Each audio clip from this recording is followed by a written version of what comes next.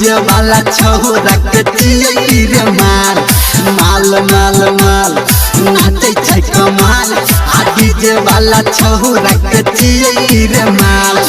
गाल गाल गाल एक और गजो पूछे गाल होटाबा में लाली लाठी ढोरही में डाल माल माल माल नाचे छै कमाल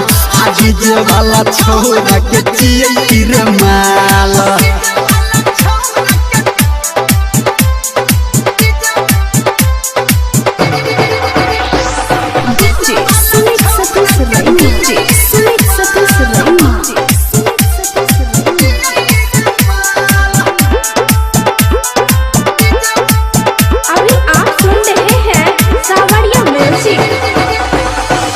चल चल चकै छै पतली कोमरिया धीरे धीरे बढ़तै रे ट्रोली के गरिया लत लत लचकै छै पतली कोमरिया धीरे धीरे बढ़तै रे ट्रोली के गरिया धीरे धीरे बढ़तै रे ट्रोली के गरिया सबके नजर छै रे छोरी पे टटका सबके नजर छै रे छोरी पे टटका चोहलै छै जब ई नागिन के चाल माल माल माल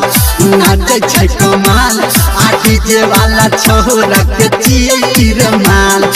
माल माल माल नाचे छै कमाल डीजे वाला छोरा के चियै रे माल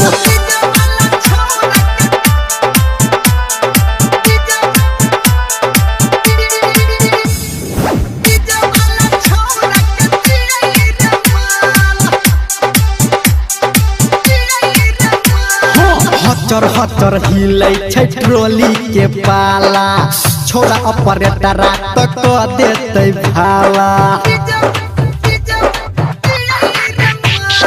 हचर हचर हिलै छै ट्रोली के पाला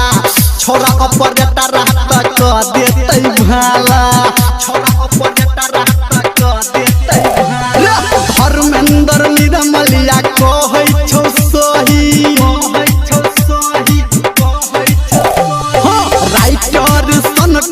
कहै छौ सही डीजे संजय गौतम से मिला के ताल माल माल माल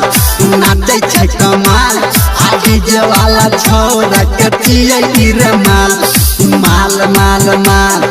नाचे छै कमाल डीजे वाला छोरा के चियै रे माल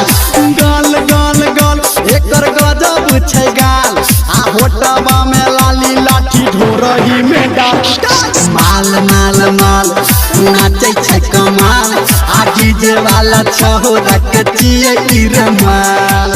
केकरो दाबी नहीं चल।